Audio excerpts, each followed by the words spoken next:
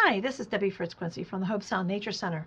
As a part of celebration for Bat Week, today we're going to be reading Stellaluna by Janell Cannon, one of my favorite children's books. Bats are probably one of the most misunderstood animals in the world, and they do serve a very important function and very important role in nature. So let's get started. Stellaluna.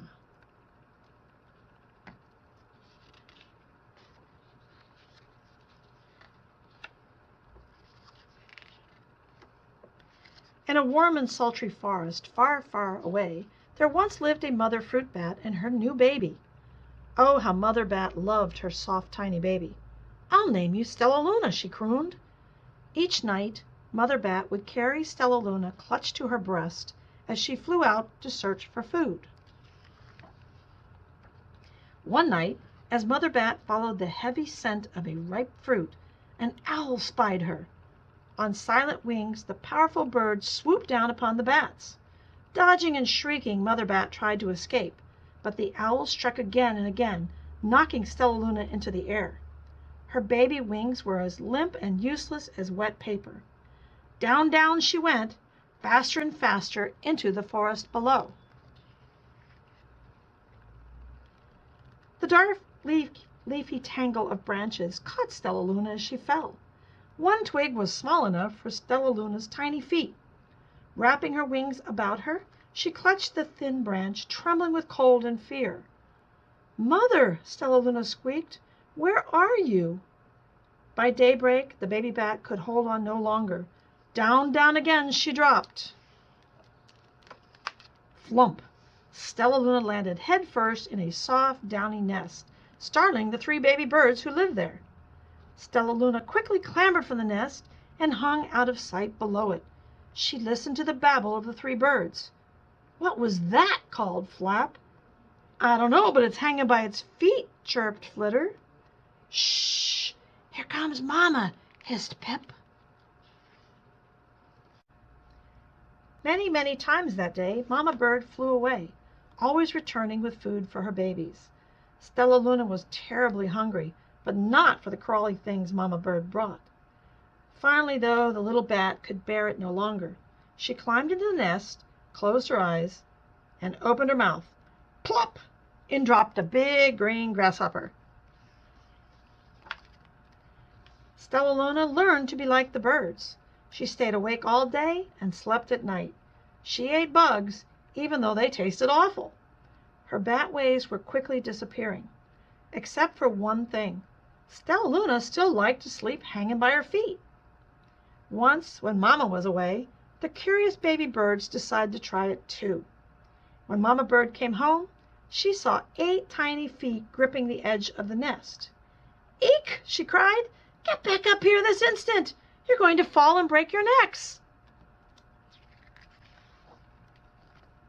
The birds clambered back into the nest, but Mama Bird stopped Stellaluna. "You are teaching my children to do bad things.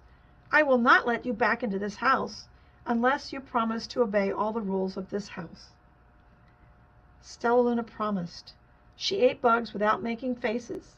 She slept in the nest at night, and she didn't hang by her feet. Stellaluna behaved as a good bird should. All the babies grew up quickly. Soon the nest became crowded. Mama Bird told them it was time to learn to fly. One by one, Pip, Flitter, Flap, and Stellaluna jumped from the nest. Their wings worked.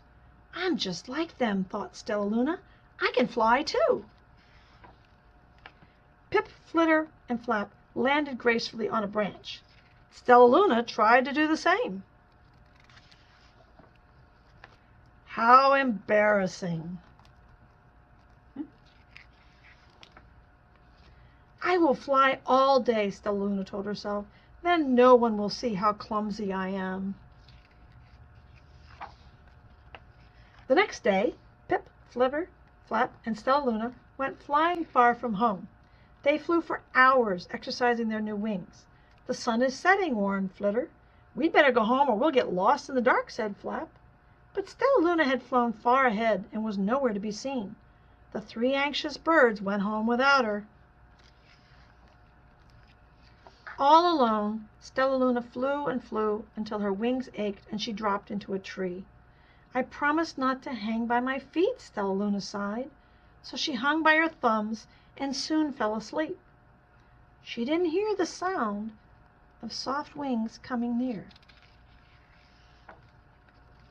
"Hey," a loud voice said, "why are you hanging upside down?" Stellaluna's eyes opened wide. She saw a most peculiar face. "I'm not upside down. You are," Stellaluna said. "Ah, but you're a bat. Bats hang by their feet. You're hanging by your thumbs, so that makes you upside down," the creature said. "I'm a bat. I'm hanging by my feet. That makes me right side up." Stellaluna was confused. Mama Bird told me I was upside down. She said I was wrong. Wrong for a bird, maybe, but not for a bat. More bats gathered around to see the strange young bat who behaved like a bird. Stellaluna told them her story. "You ate bugs?" stuttered one. "You slept at night?" gasped another. "How very strange," they all murmured. Wait, let me look at this child." A bat pushed through the crowd. "An owl attacked you?" she asked. Stiffing Stellaluna's fur, she whispered, "You are Stellaluna. You are my baby." "You escaped the owl. You survived?" cried Stellaluna. "Yes, Mother Bat," as she wrapped her wings around Stellaluna. "Come with me, and I'll show you where to find the most delicious fruit. You never have to eat another bug as long as you live." "But it's nighttime," Stellaluna squeaked. "We can't fly in the dark or we'll crash into trees." "We're bats," said Mother Bat. "We can see in the darkness. Come with us." Stellaluna was afraid, but she let go of the tree and dropped into the deep blue sky. Stellaluna could see. She felt as though rays of light shone from her eyes. She was able to see everything in her path. Soon the bats found a mango tree, and Stellaluna ate as much of the fruit as she could hold. "I'll never eat another bug as long as I live," cheered Stellaluna as she stuffed herself full. "I must tell Pip, Flitter, and Flap." The next day Stellaluna went to visit the birds. "Come with me and meet my bat family," said Stellaluna. "Okay, let's go," agreed Pip. "They hang by their feet and they fly at night, and they eat the best food in the world," Stellaluna explained to the birds on the way. As the bird flew among the bats, Flap said, "I feel upside down here." So the birds hung by their feet. "Wait until dark," Stellaluna said excitedly. "We will fly at night." When night came, Stellaluna flew away.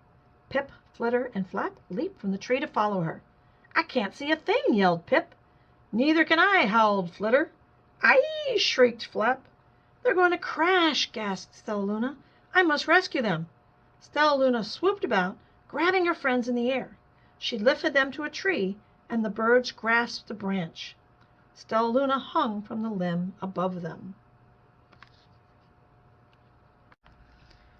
"We're safe," said Stellaluna. Then she sighed. "I wish you could see in the dark, too." "We wish you could land on your feet," Flitter replied. Pip and Flap nodded. They perched in silence for such a long time. "How can we be so different and feel so much alike?" mused Flitter. "And how can we feel so different and be so much alike?" wondered Pip. "I think this is quite a mystery," Flap chirped. "I agree," said Stellaluna, "but we're friends, and that's a fact." Here in Florida, our bats are insectivorous, which means they feed on insects. Other bats in other places in the world are the ones that eat fruit. But all in all, their very important role in nature is something that we all need to appreciate. Thank you for joining us today.